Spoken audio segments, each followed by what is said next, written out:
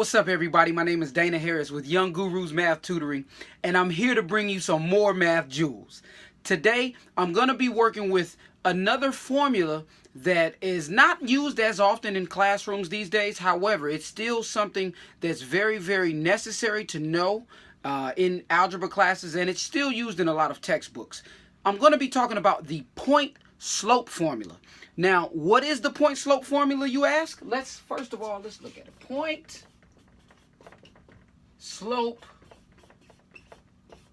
formula.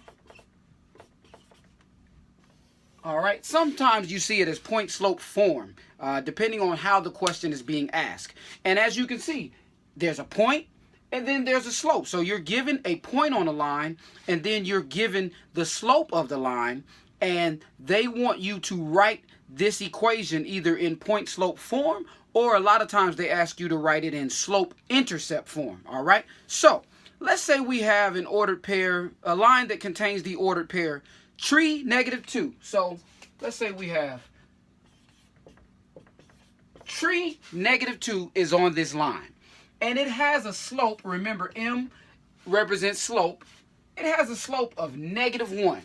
And we want to write this line, or the equation of this line, in slope-intercept form. Well, first of all, we need to know the point-slope formula.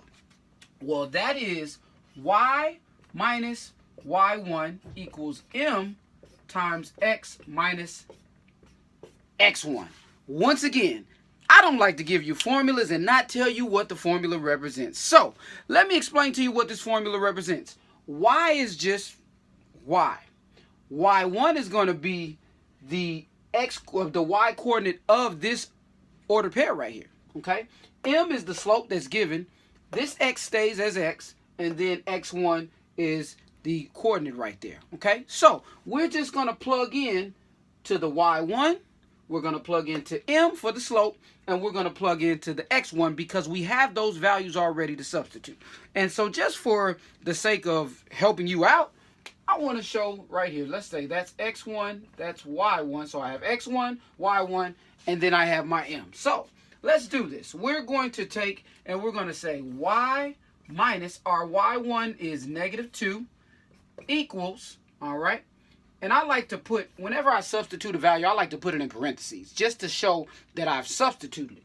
So m, my slope is -1 times x, this x stays the same, minus tree, because that's our x1. Okay, once again, this -2 came from y1, the -1 here came from our slope that's given, and then this tree right here, or 3, comes from the y coordinate. I'm sorry, the x coordinate. All right, so now we're just going to calculate it. So remember, once again, whenever I subtract a negative, that's the same thing as adding. So I like to say keep, change, flip, or same, change, opposite.